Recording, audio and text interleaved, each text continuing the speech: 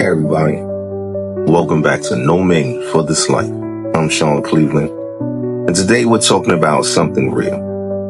What it means to build love without a blueprint. Not the fantasy, not the relationship goals aesthetic, just the raw, unfiltered architecture of real long-term love.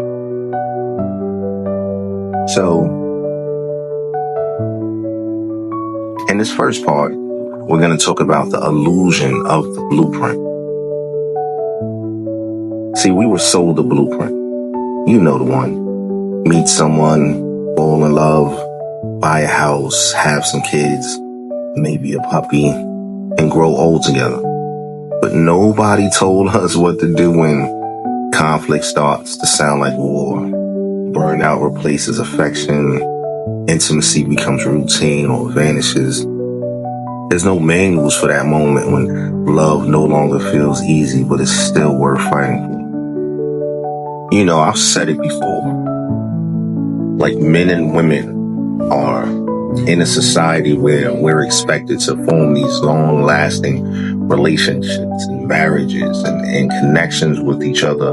But no one ever teaches us how, or like I said, gives us a blueprint on what exactly to do. There's no roadmap. There's no, oh, you've reached a dead end, so go this way. There's no, oh, if you double back and take a left, you'll find happiness. No one gives us anything like that. You know, there's no workshop for it when you're a kid. Boys aren't taught how to love a woman. Women aren't taught how to love a man.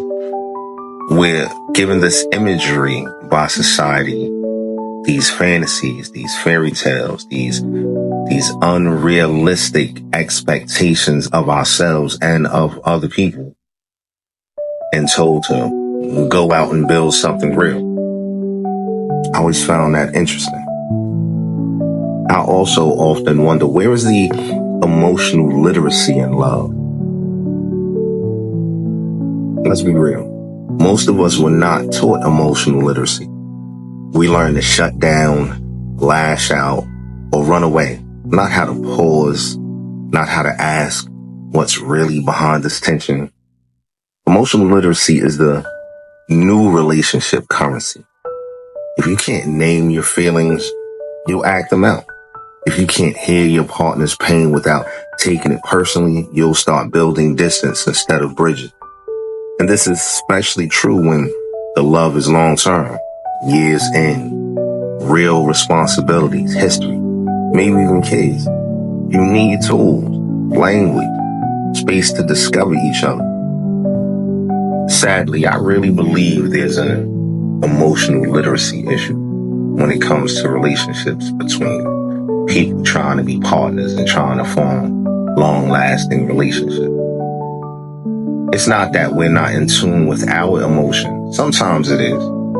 But more times than not, when relationships fail, it's because we can't accept other people's emotions, or we can't navigate their emotions or understand their emotions, or just accept the fact that sometimes their emotions are different than ours, and we have to consider them. We have to take them seriously. We have to hear them out. And then at the same time, we have to share our emotions. We don't have to agree all the time. Sometimes we will not feel the same things, but we still want to be in the same relationship together. So we need to learn the grammar of this emotional, enterprise, this love that we're sharing. At least that's my take on it. As couples, as people, as individuals trying to connect, we need to redefine intimacy beyond romance. Because intimacy isn't just sex or date night. It's asking questions like, can I feel safe with you? Can I be vulnerable without being shamed? Can we grow without growing apart? Sometimes the most intimate thing you can do is sit in silence and say, I don't have an answer right now, but I'm still here. We need to expand the definition of intimacy from performance to presence.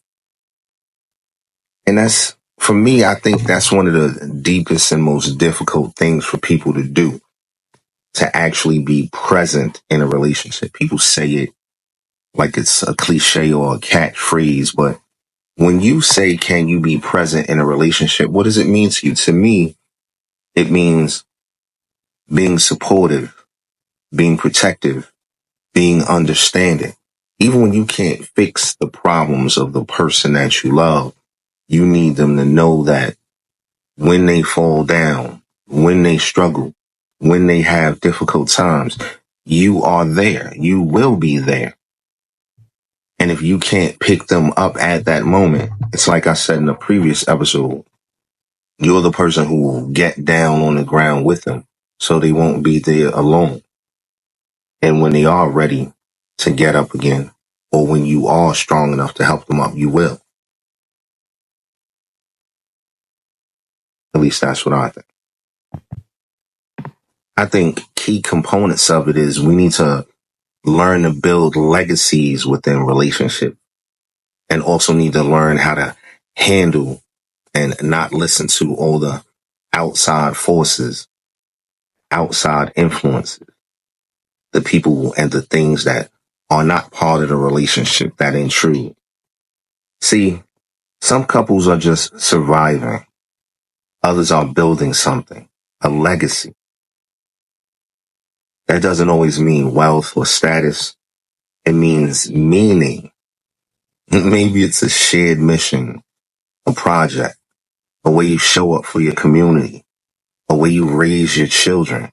But the truth is, culture, crisis, and capitalism, they all shape our relationship. Money stress, trauma, racism, gender expectations, they show up between the sheets and around the dinner table. So the next time you and your partner are at odds, ask these questions, or ask this question. Is this us? Or is this something outside of us working against us? That question alone could save your relationship. Think about that. If you take a second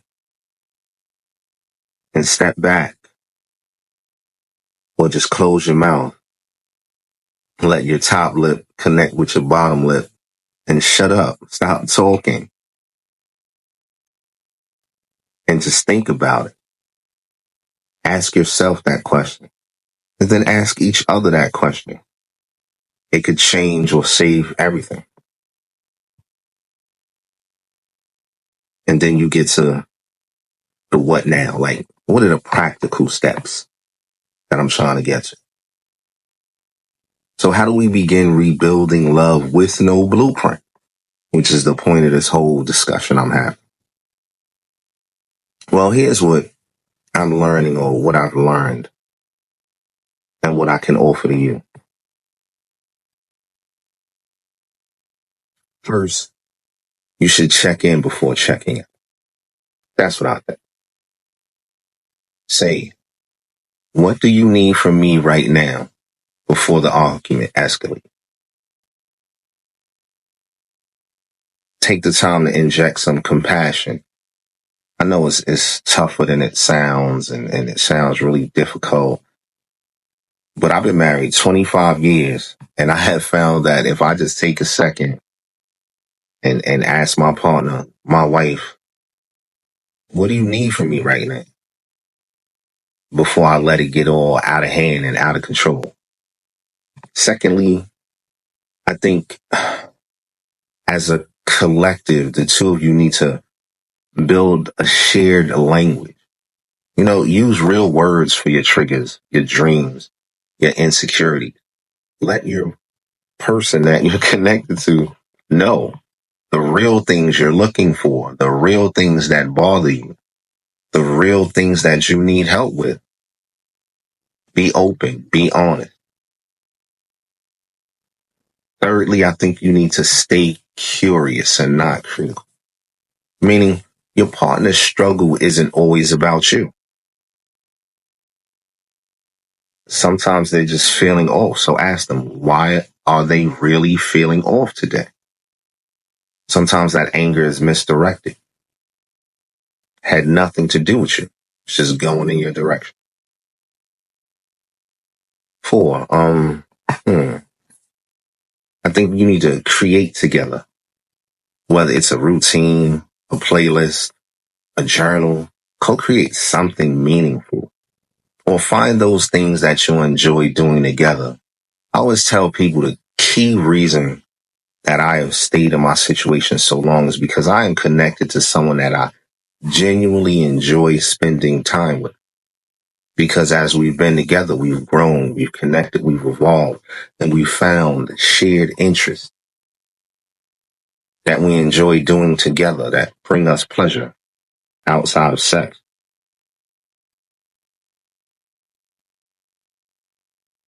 You know? And although some people aren't big on counseling, lastly, I'm gonna throw in the fact that sometimes you need to get outside help. If your conversations always turn to arguments or always go into circles or always go in circles, maybe you need to, if you're a religious people or a religious couple, maybe you need to speak to your priest. Maybe you need to bring in a coach. Maybe you need some group support or a therapist. I'm simply saying that find a way.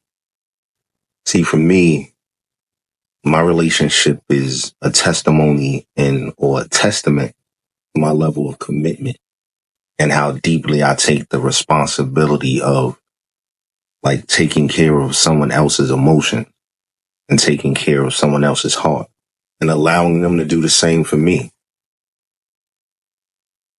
So you need to be willing to do those things to keep it strong, to keep it going, whatever's necessary within reason that benefits the two of you.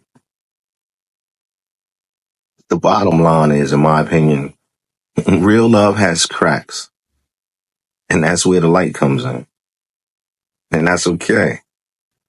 Nothing's perfect because there are no perfect people. So, of course, you won't have perfect relationships.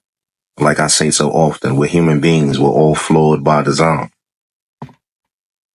But again, that's another topic we'll touch on again on another occasion. Thanks for listening to No Manuals for This Life with your boy, Sean Cleveland. If this hit home for you, share it with someone who needs to hear it. And remember, we're all just feeling our way through, figuring it all out as we go, step by step, because there are no manuals. Peace.